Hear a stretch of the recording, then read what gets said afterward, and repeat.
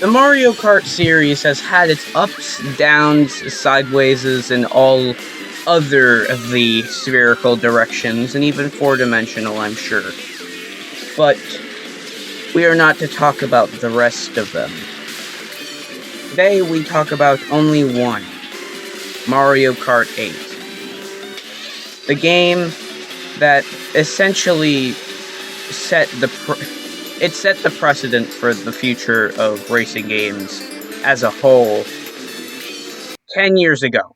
It released on at least in North America, released on May 30th, 2014. It is now May 30th, 2024. Yep, we're here. A decade in review, Mario Kart 8 Deluxe. Good lord, I feel it.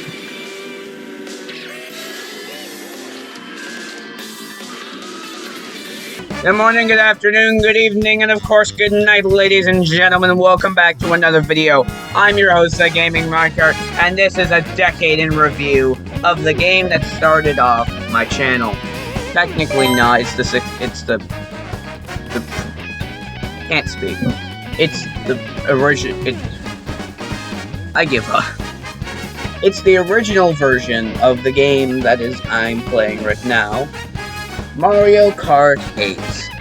A game that essentially revolutionized racing as a whole. The Mario Kart series now has a grand total of 10 installments if you ignore the arcade series and include the Tour, which I'm now including because I've given up on my useless arguments that Tour is not a mainline Mario game. Clearly it is. And this is the game where anti-gravity was introduced, as you saw in the trailer. It revolutionized gaming as a whole when it came to racing. For the next decade, this is all you saw when it came to Mario Kart. Because this is a decade old and we still haven't gotten Mario Kart 9. But I'm going to be going over my opinions on all of the stuff that's in the game. Starting with... Okay, let's get the worst part over and done with.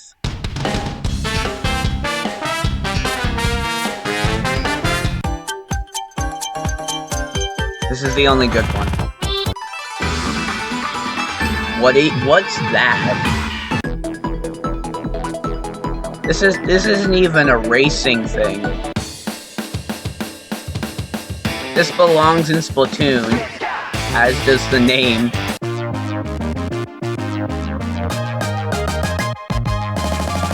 Just no.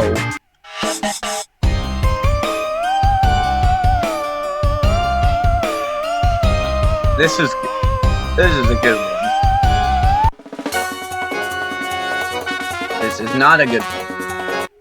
We don't need to listen to the rest of the battle courses. But when it comes to the game itself, the good part of the game, the racing part of the game, we have 96 OSTs. Actually, not 96. If you include the fact that there's final laps for every single track, front running for every single track, and front running final laps for every single track, that would mean that's 96 times 4, and I'm going to do some calculus real quick. It's not calculus, but it's close enough. It's not close enough, but like it's close enough, you know? Let's do this. 96 times 4, we have 384. Plus we have the 3 Animal Crossing variants. And that would be technically 12. So 384 plus 12. 396. That's not even including the underwater versions of things and the remixes that show up when you're in certain parts of tracks. So, needless to say, Mario Kart 8 Deluxe probably has one of the largest OSTs of Mario, of the entire video game franchise as a whole. Obviously, Mario Maker 2 is up there because it has all of those variants, but Mario Kart 8 Deluxe is up there too. Well, when it comes to the quality of the music, holy shit. I could not have been more... Like, if I were to say the music in this game is good, to say it's amazing is an understatement. If you think any of the songs in this are bad, other than Excite Bike Arena, you are wrong in so many levels that you're probably... you probably have a Z in, I don't know, lunch class. The beauty of this game is impeccable, and of course the worst, even the worst out of the entire main game. We ignore the booster course pass because it wasn't there in the original game.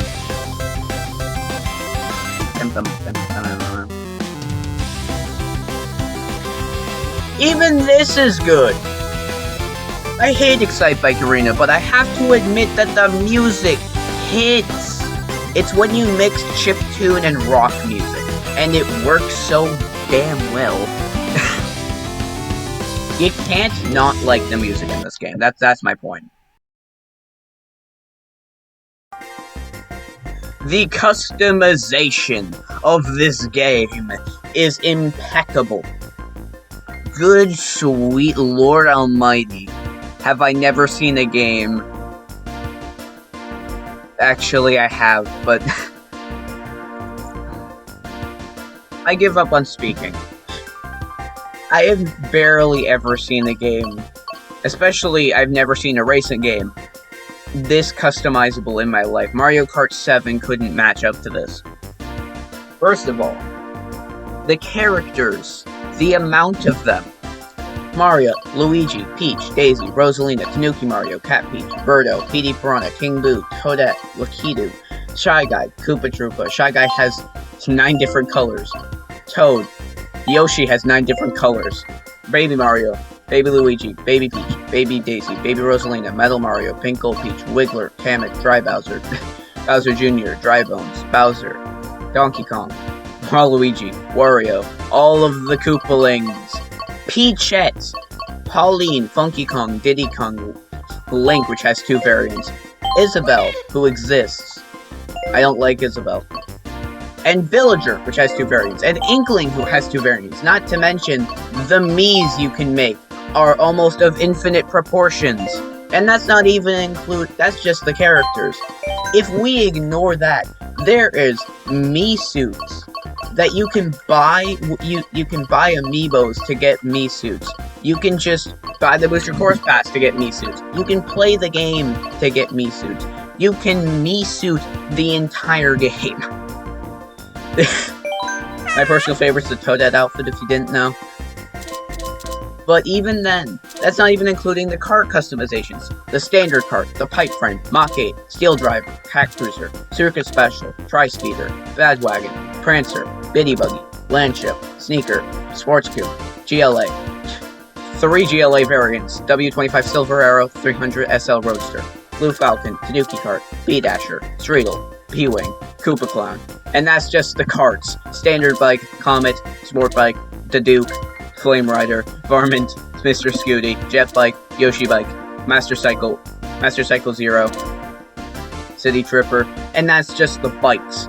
Standard ATV, Wild Wiggler, Teddy Buggy, Bone Rattler, Splat Buggy, Ink Striker.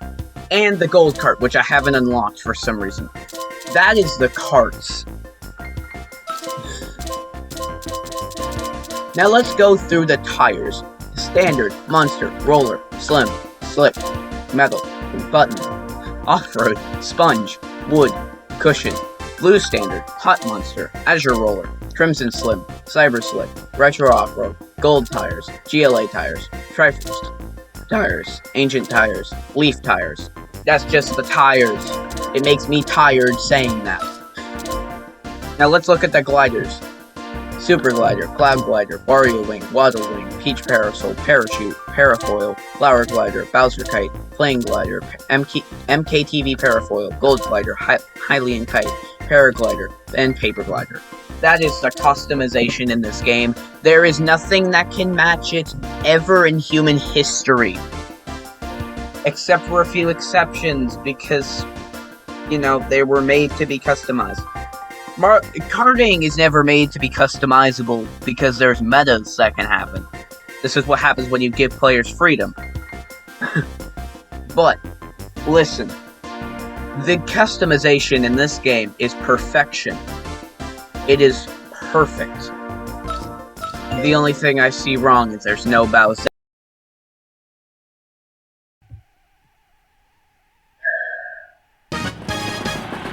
Excite Bike Arena. Listen. I may not like this track when it compares to the rest of the game, but hear me out here. This is the worst track in the game. And it's even this. I mean, compared to the rest of the game, it's poorly designed. But compared to other games in history, especially racing games, I've yet to see something that is this bad in comparison to its game, but so good in comparison to the rest of the world. Excite Bike Arena is horrible, but the game it's from perfectionalizes it out. Listen, I may not be a fan of this track, but even I can tell beauty when I see it, and I see it.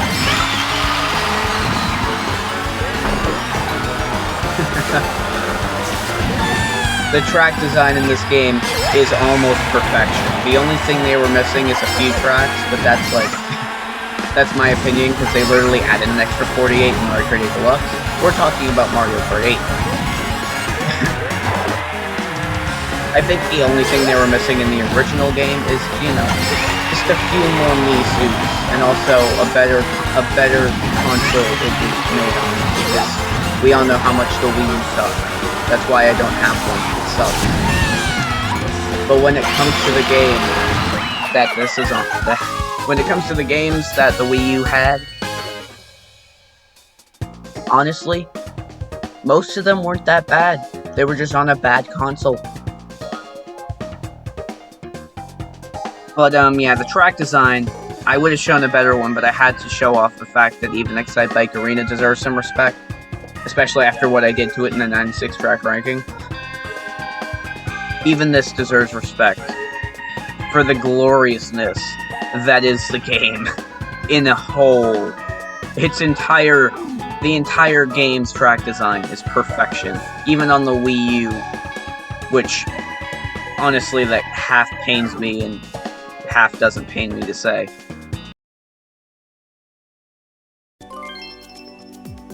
Listen, even in online play, the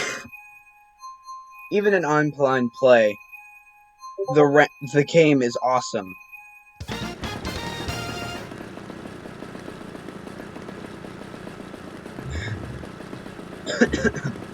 The game is awesome in online play, even though the meta is very obviously Yoshi Teddy Buggy, or Yoshi Scooty, or Yoshi Link Striker.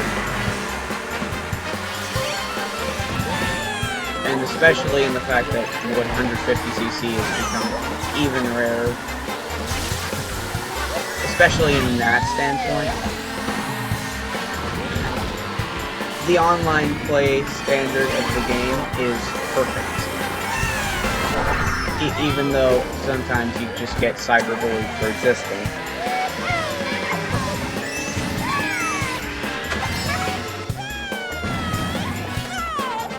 Also, it's sometimes fun to just, like, steal mushrooms from people. Like, you know, taking people's mushroom boosts temporarily. It's always fun to do that. But the actual game, even though it's unfair at some points, like me right now, I'm playing against a bunch of fucking nerds.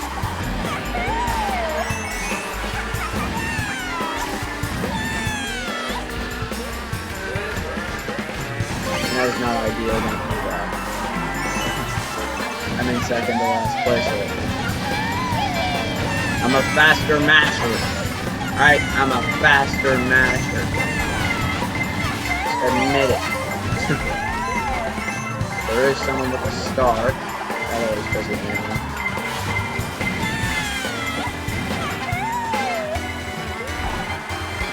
Also in this game you can be a helpful person, like it's kind of like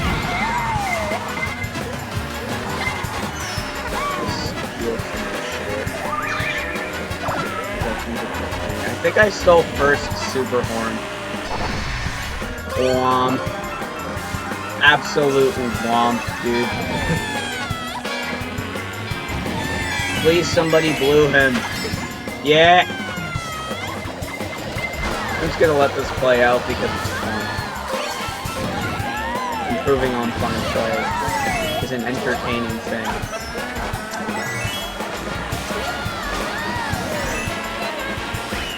I got third. That's what I was hoping for.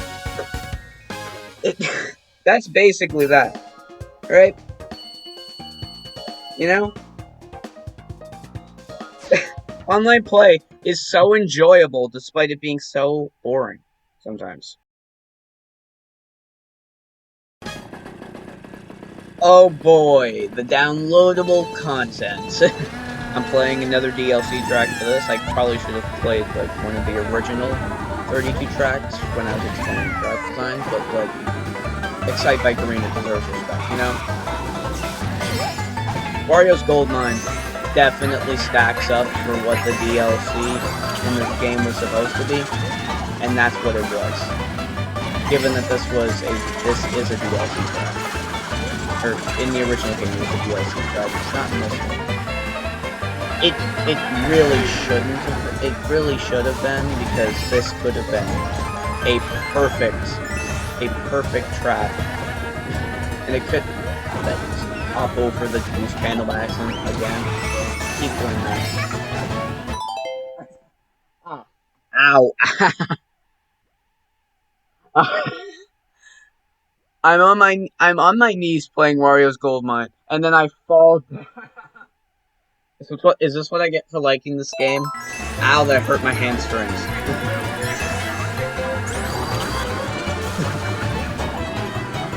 This is the perfection of Mario Kart 8 Deluxe. Even as the first Mario Kart game have a DLC, and I would hope the only. Please make it be the only, Nintendo. I would adore you if it were the only. I don't want to have to pay for an extra 48 tracks again. I will go broke.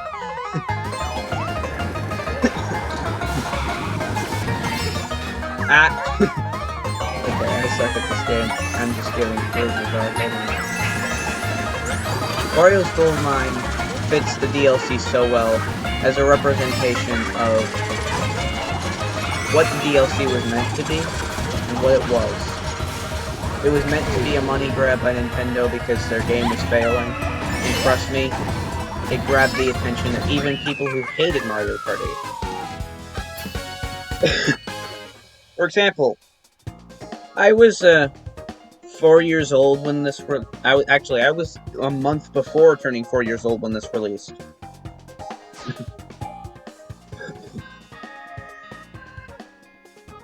I was intrigued when I turned 4.5 years old, went on YouTube, and saw a trailer for the DLC of Mario Kart 8, not Deluxe, that hadn't released yet.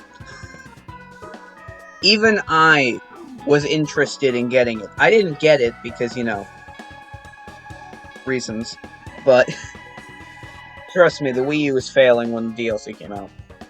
It was failing from the start. But even I, a 4.5-year-old who had no idea what the fuck a Wii U was intrigued by the DLC. I had never heard of Mario Kart 8 before this. So, thank you, YouTube recommended page, I guess. And now we talk about the Wii U. Its home console. This thing was shitty at first. And it still is, like, good. It's always been unpopular. But the games on it, they're not good. But they're great. Listen, Pikmin 3 Deluxe, I don't actually know if it was Pikmin 3 or Pikmin 3 Deluxe, what it was considered on the Wii U. Super Mario 3D World, Mario Kart 8, these are all great games, but they were on a console that everyone considered to be bad. It was outplayed by the 3DS so hard, it just inevitably fell into irrelevancy, which led to the Nintendo Switch's creation very swiftly, because Nintendo didn't want to flunk into irrelevancy. And it worked. It went from Mario Kart 7 to Mario Kart 8 in a blink of an eye. And then Mario Kart 8 Deluxe showed up, ruined Mario Kart 8's legacy, and became the most widely bought racing game in the world in a span of like 5, 6, maybe 7 years. So its home console wasn't good, but it itself, perfection. Out of all the things I expected from the Wii U, if I were born like a decade earlier and actually got the Wii U, I would not have expected such a great game to come out of such a bad console. Just saying. And that's all for this video. Ladies and gentlemen, I hope you enjoyed it. If you did, make sure to leave a like and subscribe to the channel if you're new. And, yeah, this is going to be a series, whether you like it or not, you don't have a choice. But you do have a choice in watching it. So, yeah, welcome to A Decade in Review. This was Mario Kart 8 Deluxe. I'll see you all in the next video. Ow. I smacked my hand on the underside of the tray I'm using in my setup. I give up on speaking. I've said that I give up. See you next time.